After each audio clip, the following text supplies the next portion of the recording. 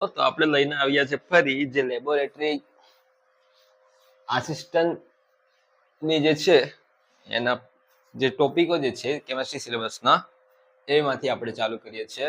તો કે last time આપણે સિલેબસ જોઈ લીધો હતો. એમાં આપણે લાસ્ટ ટાઈમ કીધું હતું કે આ વખતે જે છે એ એટોમિક સ્ટ્રક્ચર એટલે કે પરમાણુનું બંધારણ જે છે એનાથી આપણે સ્ટાર્ટ કરવાના છે. આમાં જે છે વસ્તુ સમજો તમે કે ટોટલ 120 માર્ક્સ નું પૂછાવાનું છે. બસ 17 ટોપિક છે તો એપ્રોક્સિમેટલી એક ચેપ્ટર માંથી 7 માર્ક નું કદાચ પૂછાઈ શકે. હવે તો જુઓ તો કે અહીંયા જે છે આપણું જે ચેપ્ટર થઈ જશે હેશટેગ લગાવી દઈએ એટોમિક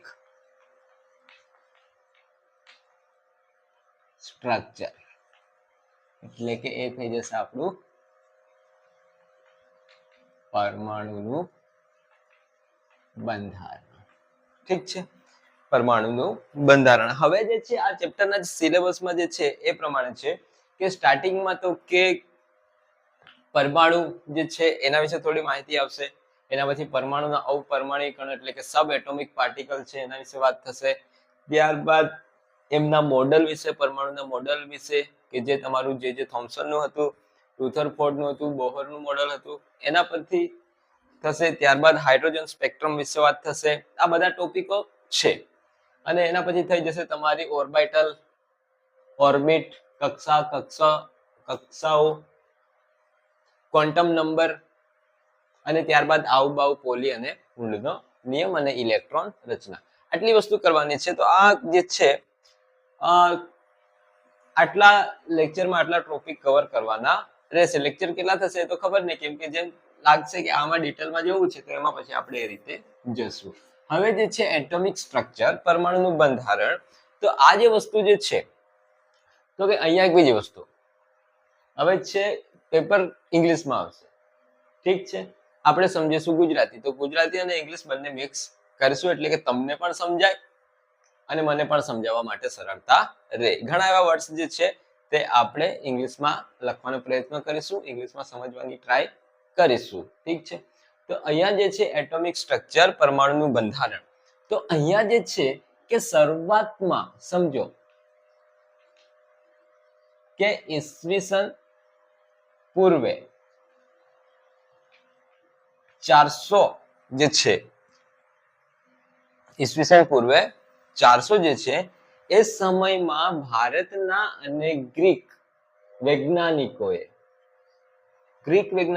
એ રીતે તારણ કાઢ્યું કે પરમાણુ જે છે, શું કીધું તો કે પરમાણુ જે છે એ દ્રવ્યનો અંતિમ પાર્ટ છે, અંતિમ ભાગ છે. એટલે કે હવે એને છે વિભાજન કરી શકાતું નથી. કોણ હતા તો કે ભારતીય અને ગ્રીક સાયન્ટિસ્ટ. કયા? Greek scientist.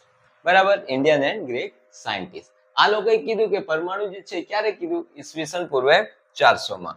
હવે ત્યારબાદ તો કે 1808 જૂની જીસીઆરટી ની જે બુક છે એમાં 1808 આપેલું છે અને નવી એનસીઆરટી છે એમાં 1908 આપેલું છે. પણ એકચ્યુઅલીમાં 1808 સાચું રહેશે, કારણ કે ત્યાર બધી શોધો થતી ગઈ એ 1800 ના સમયમાં શોધી છે. તો અહીંયા આપણે લઈએ કે 1808 જે છે, ઈસવીસન 1808 માં જે છે આપણા જ્હોન ડાલ્ટન. કોણ છે? જ્હોન ડાલ્ટન છે, બ્રિટિશ શાળાના અધ્યાપક. 1808 માં જ્હોન ડાલ્ટન, સાયન્ટિસ્ટ નું નામ છે જ્હોન ડાલ્ટન છે. એ જ્હોન ડાલ્ટને 1808 માં એ પ્રમાણે કીધું. નવી એનસીઆરટી પ્રમાણે પણ અહીંયા લખી દઈએ 1908, પણ 99% 1808 સાચું છે. આ સમયે જ્હોન ડાલ્ટને શું કીધું કે એને પણ એ જ કીધું કે એને જે છે ડાલ્ટનનો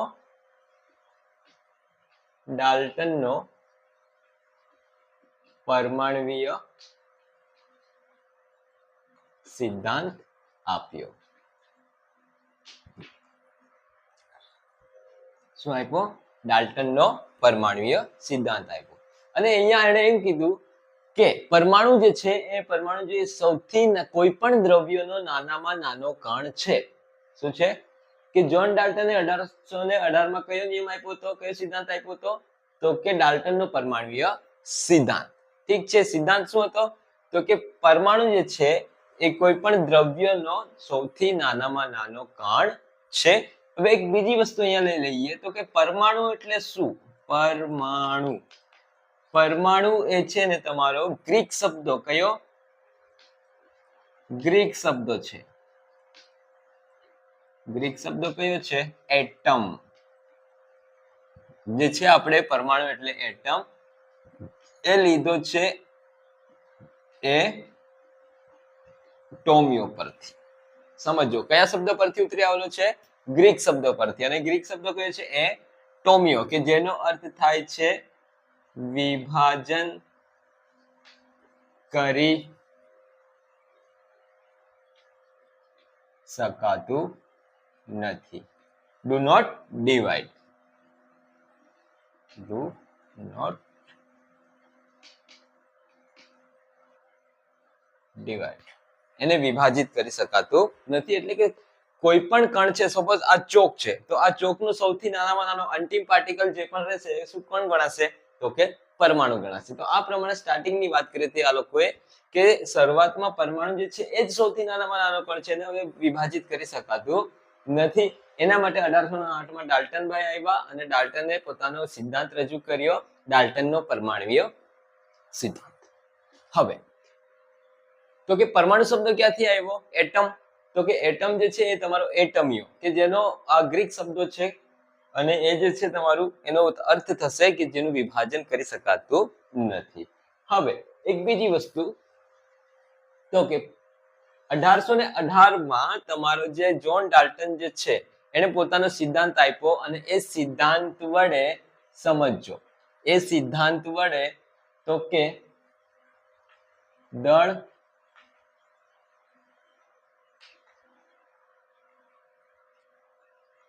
સંચયનો નિયમ,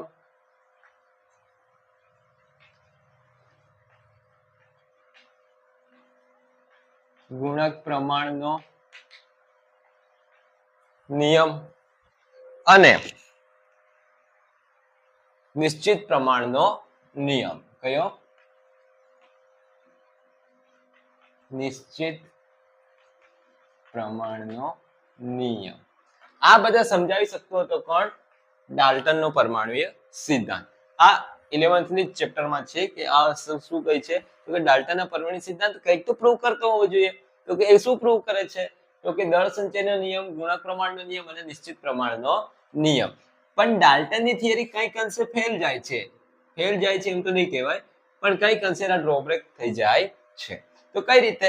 તો કે આ જે છે કે કાચને જ્યારે આપણે રેસન પર ઘસીએ તો ત્યાં વિદ્યુત ઉત્પન્ન થાય છે. જેમ કે આપણે ખુરશી પર બેસીએ, એક એક્ઝામ્પલ તમને કહું તો કે આપણે ખુરશી પર બેસીએ છીએ, બરાબર છે, અને એ ખુરશીને આપણે પાછળથી રૂમાલથી મારીએ છીએ જોર જોરમાં, અને પછી જ્યાં ખુરશી પર બેઠેલા વ્યક્તિને આપણે ટચ કરીએ છીએ તો કરંટ પાસ થાય છે. ઠીક છે, અવાજ આવે છે. તો એ વસ્તુ જે છે કાચ હોય કે એબેનોટ એવું એક્ઝામ્પલ આપેલું છે કે એને રેશમ સાથે ઘસવાથી શું ઉત્પન્ન થતું હતું? તો કે વિદ્યુત ઉત્પન્ન થતું હતું, વીજળી, કરંટ, ઇલેક્ટ્રિસિટી ઉત્પન્ન થતી હતી. એ વસ્તુ ભાઈ સમજાવી શક્યો નહીં.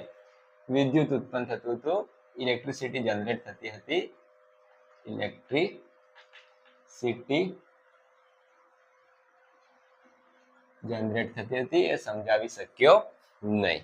હવે 19મી સદીની શરૂઆતમાં ઘણા શું થયું કે અત્યાર સુધી તો બધાએ માની લીધું કે પરમાણુ એ જે છે સૌથી નાનામાં નાનો કણ છે, પણ વૈજ્ઞાનિકો ચૂપ રહ્યા નહીં અને ધીમે ધીમે શોધતા ગયા અને પછી ધીમેથી ખબર પડી કે જેમ જેમ સંશોધન ચાલતું ગયું તેમ તેમ ખબર પડી ગઈ કે એટમ જે છે આપણો એના પણ શું છે? સબ એટોમિક પાર્ટિકલ. શું છે? એના પણ સબ એટોમિક પાર્ટિકલ છે. એટલે કે શું છે? પરમાણુના પણ અપરમાણ્વીય કણો છે. તો એટમ કે જે આપણે પરમાણુ કહીએ છીએ એ પરમાણુનું સ્ટાર્ટિંગમાં શું નહીં થતું હતું તો કે વિભાજન થતું નહીં હતું, પણ પાછળથી ખબર પડી ગઈ કે પરમાણુનું પણ વિભાજન થઈ શકે છે અને એના પણ અપરમાણિક કણો છે એટલે કે સબ એટોમિક પાર્ટિકલ છે. હવે આ જે સબ એટોમિક પાર્ટિકલ છે કયા કયા છે આપણે પહેલા લઈ લઈએ કે ઓવરઓલ બધા જ પરમાણુમાં એ એક્ઝિસ્ટ કરે છે, બધા જ એટમમાં એક્ઝિસ્ટ કરે છે. જેમ કે સમજો તો કે એ થઈ જશે આપણા એક થઈ જશે આપણો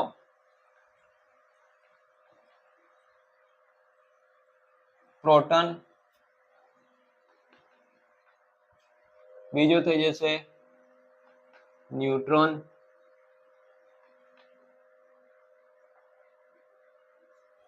અને લાસ્ટમાં થઈ જશે આપણો ઇલેક્ટ્રોન. ઠીક છે, તો એક વસ્તુ અહીંયા ક્લિયર થઈ કે પરમાણુ એ સૌથી નાનામાં નાનો પાર્ટિકલ નથી, કણ નથી, એના પણ શું છે સબ એટોમિક પાર્ટિકલ છે અને એ કયા છે પ્રોટોન, ન્યુટ્રોન અને ઇલેક્ટ્રોન. તો હવે સ્ટાર્ટિંગ કરીએ તો કે આ લોકોની શોધ કોણે કરી હતી, કઈ રીતે કરી હતી.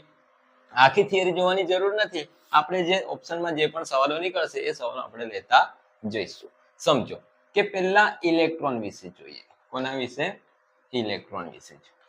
તો ઇલેક્ટ્રોનની શોધ માટે જે છે તો કે 1850 માં 1830 વાળી વાત જે છે માઇકલ ફેરાડેની, એ વિદ્યુત વિભાજ્યના દ્રાવણમાંથી કરંટ પાસ કરેલો અને બંને વિદ્યુત ધ્રુવો પર રાસાયણિક પ્રક્રિયા કરેલી. પણ 1850 માં કોણ હતા? Michael Faraday. યાદ રાખજો કોણ હતા? Michael Faraday. એણે એક પ્રયોગ કર્યો હતો વિદ્યુત વિભાર નળીનો. બરાબર, વિદ્યુત વિભાર નળી લીધેલી. એ નળીનું નામ હતું કેથોડ કિરણ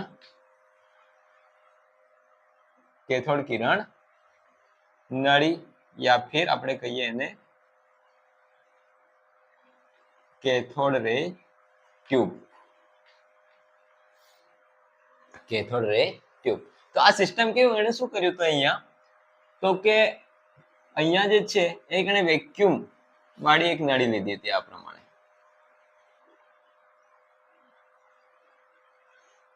આ રીતે એક નળી લીધી. ઠીક છે, હવે જે છે વેક્યુમ, અને અહીંયાથી તારથી બે છેડા લગાવ્યા અને અહીંયાથી હાઈ વોલ્ટેજ આપ્યું.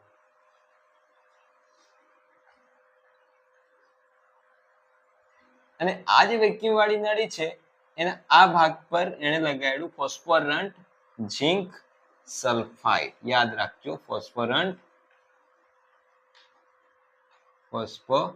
એટલે કે જેના પર પડશે, જેના પર કરંટ જશે એટલે પેલું શું થશે? ચમકશે. તો અહીંથી એને હાઈ વોલ્ટેજ આપ્યું, અહીંથી એને હાઈ વોલ્ટેજ આપ્યું, અને જેવો આ વોલ્ટેજ આપ્યો તેવો અહીંથી ઇલેક્ટ્રોન ચાલે ગયા અને અહીંયા એને શું દેખાયો? ધબ્બો દેખાયો. તો ખબર પડી કે અહીંયા જે છે કંઈક ચમકે છે, અહીંયા ચમકે છે. તો આ અહીંથી જે કરંટ પાસ કરે છે એ વેક્યુમ હતું. અહીંયા જે તમે ઇલેક્ટ્રોન લીધેલા છે અહીંયા શું લેવું પડશે? એક નેગેટિવ થશે અને એક પોઝિટિવ થશે, કેથોડ અને એનોડ રહેશે. તો અહીંયા જે છે તો કે અહીંથી કરંટ પાસ થાય છે, અહીંયા જ્યારે વિદ્યુત ક્ષેત્રો કે ચુંબકીય ક્ષેત્રો,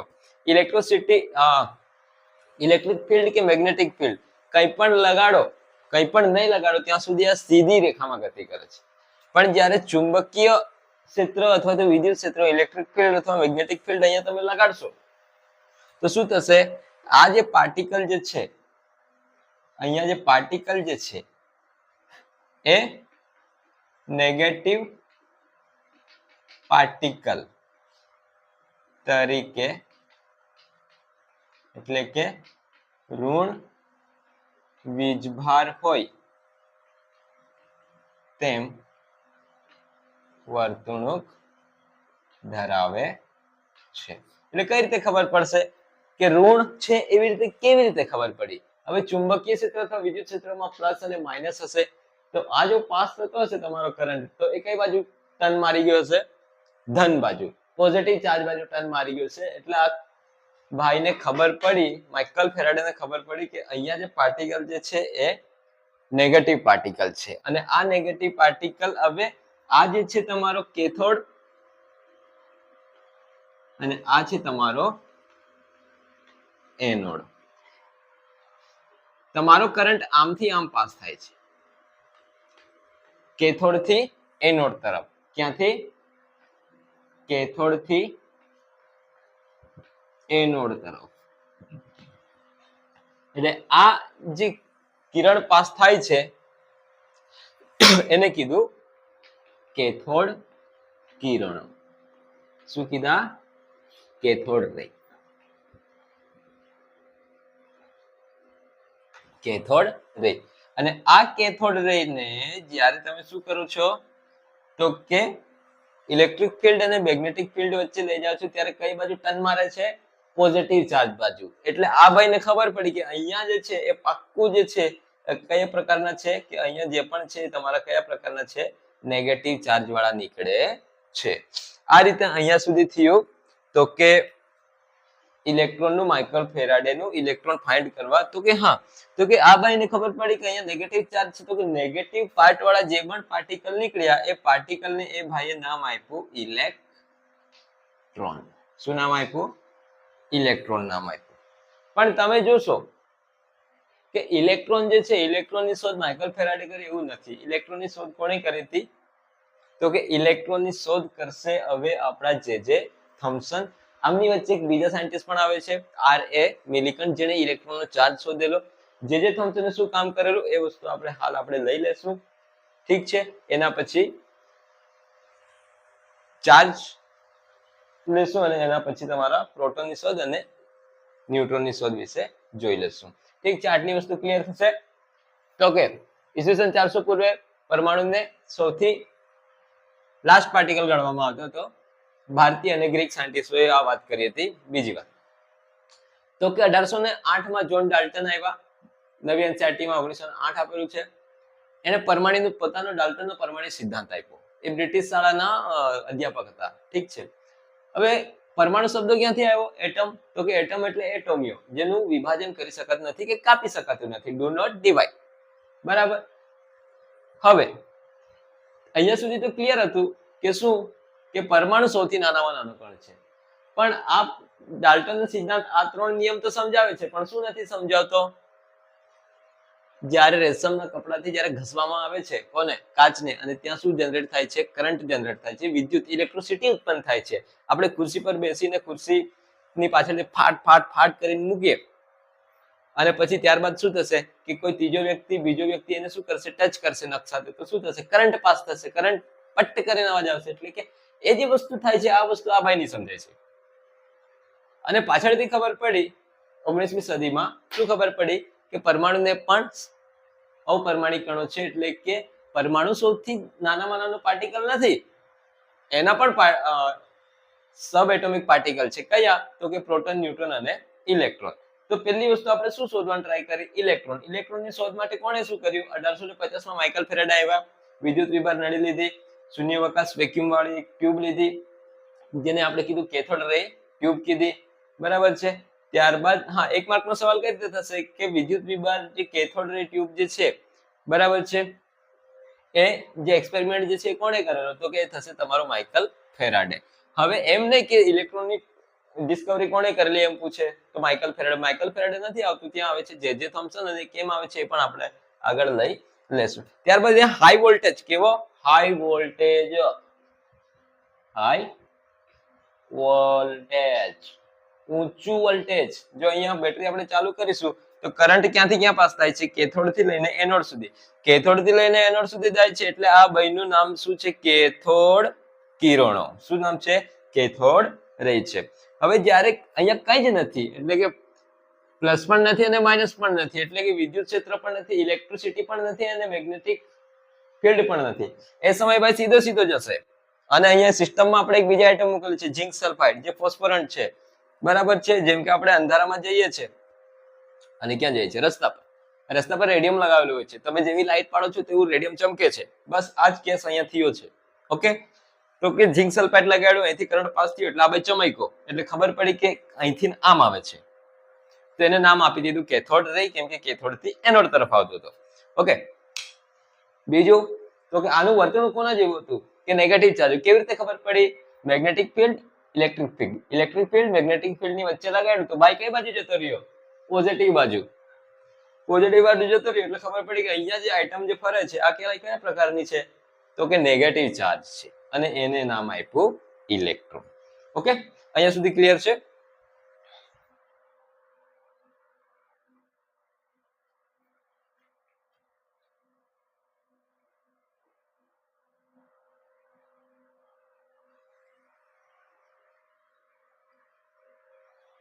હવે જે છે એના પછી આવે છે 1897 માં આપણા જે છે આવે છે જે થોમ્સન.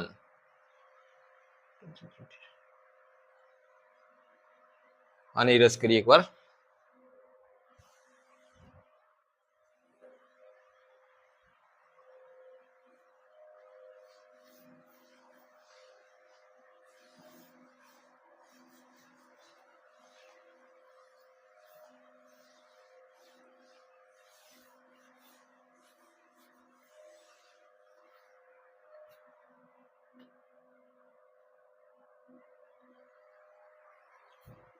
ચાલો,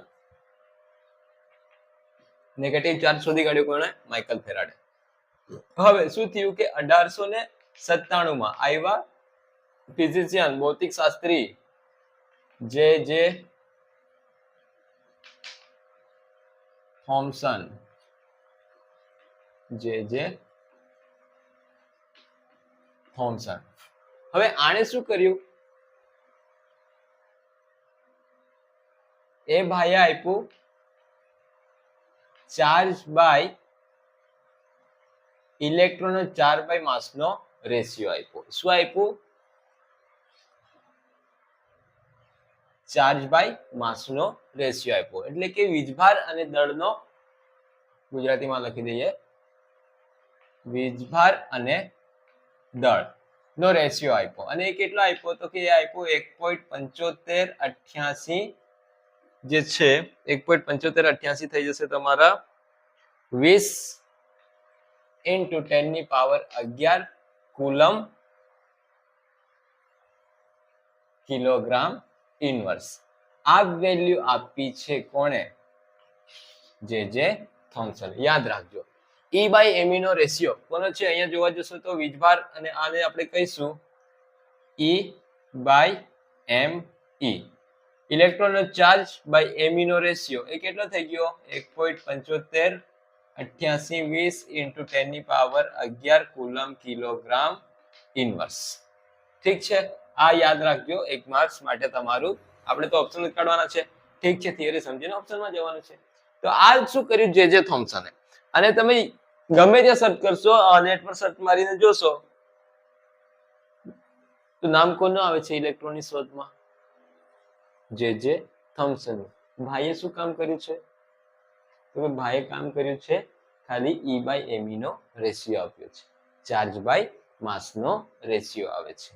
એના પછી આવે છે, યાદ રાખજો, RA મિલિકન આવે છે. કોણ આવે છે? RA મિલિકન આવે છે. એના પછી સાયન્ટિસ્ટ આવે છે RA મિલિકન. RA મિલિકન. આ ભાઈએ શું કરેલું? ઇલેક્ટ્રોનનો ચાર્જ શોધ્યો હતો. શું શોધેલો? ઇલેક્ટ્રોનનો વીજભાર શોધેલો. ઇલેક્ટ્રોનનો વીજભાર શોધેલો. એ કેટલો ગણવામાં આવે છે? હા, અને કઈ મેથડ લીધેલી? ઇલેક્ટ્રોનનો ચાર્જ કેટલો લીધો તો? -1.6 × 10⁻−19 કુલમ. અને એપ્રોક્સી જે છે એ તમે 1.6022 લઈ શકો. 1.6022 ગુણા 10⁻−19 કુલમ. આ વેલ્યુ યાદ રાખવાની છે કે ઇલેક્ટ્રોનનો ચાર્જ કેટલો છે. અને આ જે છે આ કઈ રીતે શોધી હતી ભાઈએ? તો કે તેલ બિંદુ પદ્ધતિ એ મેથડનું નામ છે ઓઇલ ડ્રોપ મેથડ થી. કઈથી? Oil drop method. ગુજરાતીમાં લઈ લઈએ તેલ બિંદુ પદ્ધતિ. કઈ પદ્ધતિથી? તેલ બિંદુ પદ્ધતિથી. હવે જે છે હા, અને અહીંયા એક બીજી વસ્તુ પણ યાદ રાખવી પડશે. તમારી પાસે આ છે અને આ છે. ચાર્જ બાય શું છે? ચાર્જ છે અને E બાય એમિનો રેશિયો છે. તો એના પરથી તમે જોવ ને, જો આનું ઇલેક્ટ્રોનનું દળ પણ જોઈ લઈએ. ઇલેક્ટ્રોનનું દળ, માસ ઓફ ઇલેક્ટ્રોન. ચાલો, આટલી વસ્તુ ક્લિયર? જે થોમ્સન શું કર્યું? ચાર્જ બાય માસ નો રેશિયો આપ્યો. કેટલો? તો કે 1.7588 20 × 10⁻11 coulomb kelvin. Coulomb kilogram inverse. એના પછી આરએ મિલિકન દરેકનો મહત્વનો ફાળો છે. આરએ મિલિકને શું કર્યું? તેલ બિંદુ પદ્ધતિ વડે, ઓઇલ ડ્રોપ મેથડ વડે એને ઇલેક્ટ્રોનનો ચાર્જ આપ્યો છે. હવે આપણી પાસે ચાર્જ પણ છે અને E બાય એમિનો રેશિયો પણ છે. તો ઇલેક્ટ્રોનનું દળ, માસ Me, સમજો Me એ આપણે શોધી શકીએ ઇલેક્ટ્રોનનો ચાર્જ બટા E બાય એમિનો રેશિયો લઈએ તો અહીંયા થઈ જશે તમારો ચાર્જ જે છે. કેટલો લીધો છે આપણે? આ ચાર્જ, બરાબર. એ ચાર્જ આપણે કેટલો લીધો છે? સ્મોલ e લઈ લઈએ E. તો એ છે 1.6022 ગુણ્યા 10⁻19 કુલમ. અને આની વેલ્યુ કેટલી છે? E બાય એમિનો રેશિયો 1.7588 20 × 10⁻11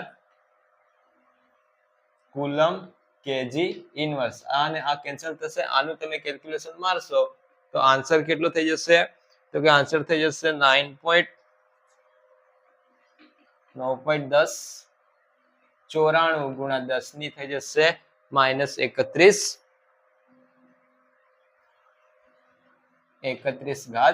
કેજી.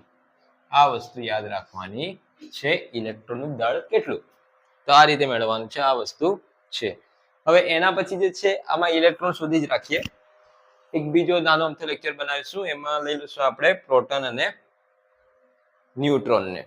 અહીંયા સુધી ઇલેક્ટ્રોનનો કેસ પૂરો થાય છે અને ફાઇનલ કન્ક્લુઝનમાં એ કાઢવું પડશે કે ઇલેક્ટ્રોનની ડિસ્કવરી કરી કોણે હતી. તો ઇલેક્ટ્રોનની ડિસ્કવરી જે છે, ઇલેક્ટ્રોનની શોધ જે છે, એમાં નામ આવશે ઇલેક્ટ્રોનની શોધ, ડિસ્કવરી ઓફ ઇલેક્ટ્રોન. કોણે ફાઇન્ડ કરેલો? તો નામ આવશે જે થોમ્સન. વિદ્યુત વિભાર નળીનો પ્રયોગ કોણે કર્યો તો? એક્સપેરિમેન્ટ, તો કે માઇકલ ફેરાડે. ઇલેક્ટ્રોનનો ચાર્જ કોણે આપ્યો તો કે આરએ મિલિકન. ઇલેક્ટ્રોનનો ચાર્જ કેટલો છે? તો કે -1.6 × 10⁻−19. પ્રોપર ડેટા આપેલા રહેશે તો આ જવાબ આવશે માઇનસમાં આવશે. હવે જે છે એનું દળ કાઢવાનું છે. તો દળ કેટલો આવશે? 9.1094 × 10⁻−31 કેજી થશે. ઉપર નીચે કુલમ કેન્સલ થઈ જશે, ઉપર જશે એટલે પ્લસ થશે. ઓકે, તો આટલી વસ્તુ અહીંયા યાદ રાખવાની છે. તો અહીંયા સુધી રાખીએ. અને હવે જે છે આગળનામાં હજુ બે બાકી છે આપણા. કયા? તો કે પ્રોટોન અને ન્યુટ્રોન બાકી છે. તો એના વિશે આપણે થોડું 5 મિનિટનો વિડીયો બનશે. માત્ર ને માત્ર આમાં જ થોડું લાંબુ હતું ઇલેક્ટ્રોનમાં, કેમ કે ઇલેક્ટ્રોન આપણી માય બાપ છે. ઠીક છે, તો આ રીતે હવે ચાલશે. આગળના લેક્ચરમાં લઈ લેશું. ઓકે.